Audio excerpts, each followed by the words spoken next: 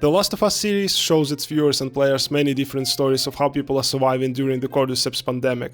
The world has been reconstructed, forcing people to create new groups, with each of them having their special qualities, ideologies, and ways to make a living. In today's video we will explore the types of camps survivors have organized and define benefits and risks of each one of them. The game footage is taken from this video by source Spy91 as I don't have the game myself. He did a great job by catching all the small notes and details while completing the game flawlessly. We have several options, some of which may sound extreme and unsustainable. Nevertheless, assumption is made that survivors will work, gather, steal, or whatever they can do to improve their current condition. I will start with the most obvious and likely to stumble upon options, and proceed with the less common ones. The most common group type is called the QZ, short for the Quarantine Zone. These camps were founded by the army and the police forces after the global fallout, combined under the Fedra agency.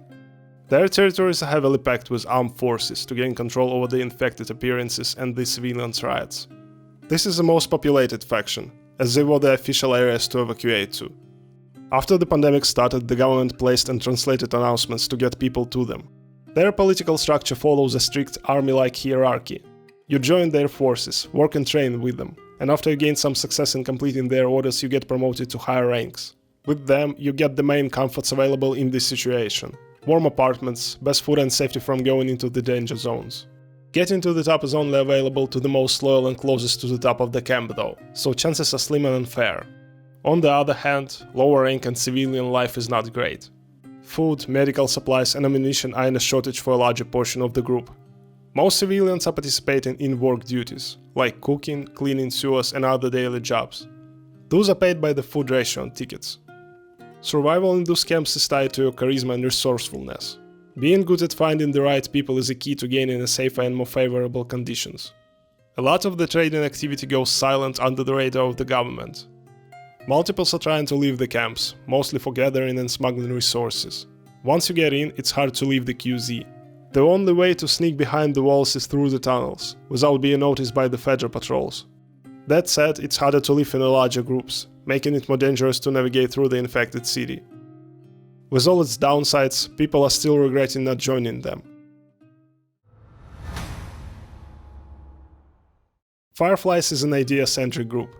Majority of the people who are joining them are obsessed with an idea to find the cure for Cordyceps virus and to oppose the current regime of the Fedra faction. Generally speaking, they are trying to restore the cities to what they were before the pandemic, and refuse to accept the current state of the world. Looking at how many attacks of the Firefly members are found during the Joel's adventures, they are constantly losing people in the wilderness. They are also willingly putting themselves at risk by openly attacking the Fedra bases. Fireflies are significantly decentralized location-wise. They are spread out across the country.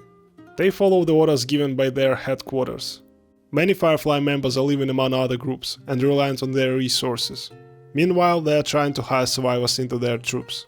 After enough people have joined, they start a riot against the QZ they are in. Even though they possess a few QZs under their control, chances of staying there are uncovered, as you will likely be sent to another one to keep hiring more people right after the riot. That's definitely a more honorable faction to be in. However, their goals are not fully clear and in most cases sum up to conquering more territories. Majority of people view their action as hopeless and pointless and prioritize their own well-being.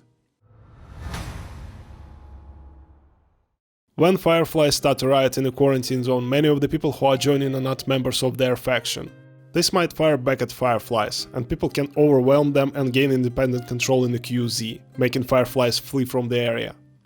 These groups are called Hunters. By locating behind the walls, they are safer from the infected. However, to get the supplies they need, they must start cleaning up the streets and setting up ambushes inside the city.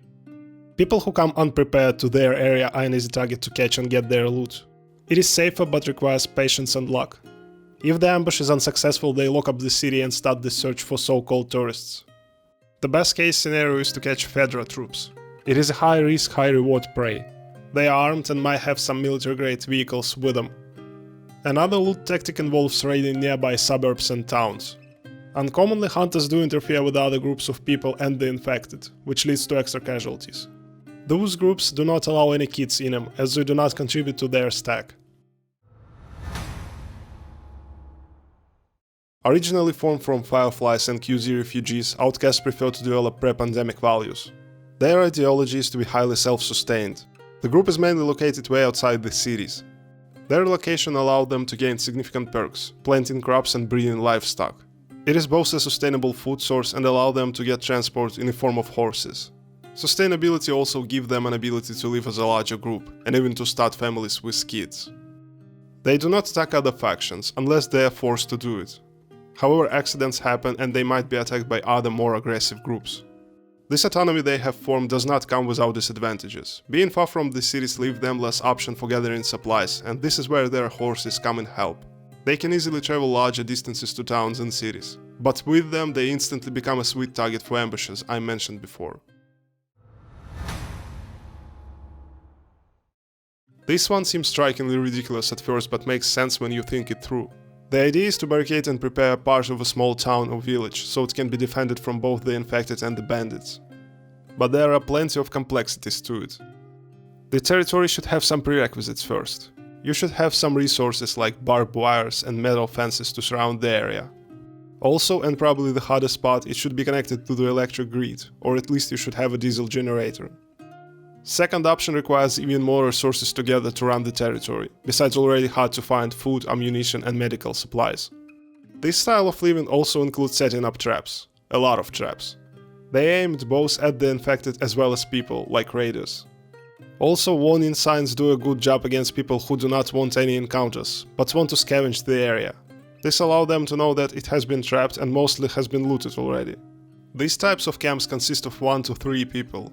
This allows them to have a good communication of trap setting, and lowering the amount of resources the group needs to bare minimum, as scavenge runs outside the area rarely happen. Majority of the supplies should be gathered around your territory. For example, you can loot unlucky strangers who got into your traps. Being in such a small group is a psychological challenge. You are running the risk of being left alone and going crazy. This style of living is not for untrained people. You work for your survival, and most importantly you should have skills like trap setting and basic engineering.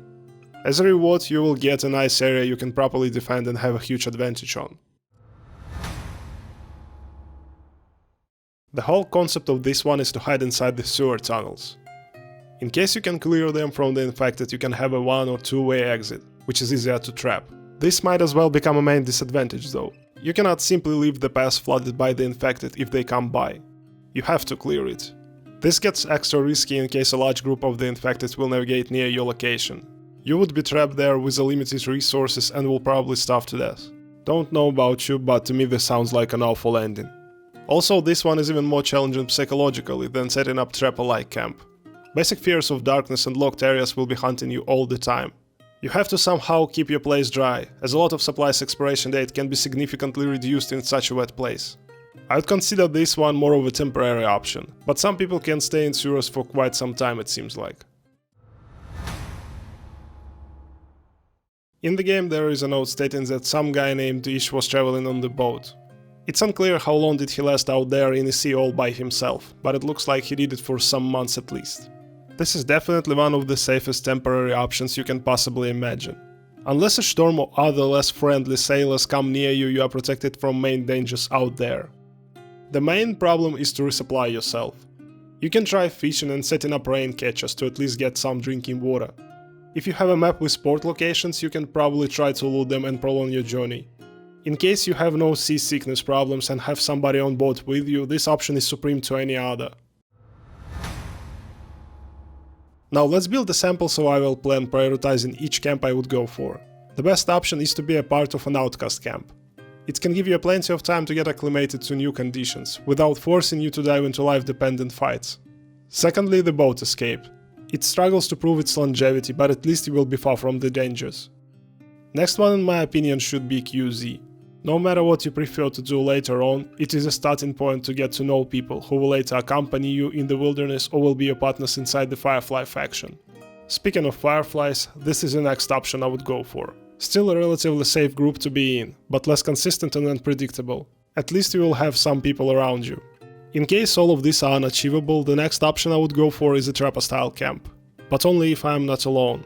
Otherwise I would consider joining Hunters. But what likely would happen is that I will simply get ambushed and lose all my loot. Lastly, the sewer rat lifestyle. I think it is way too risky and makes you feel like you horribly failed at your life. That's it for this video. If I missed any major notes in the game, let me know in the comments below. See you next week.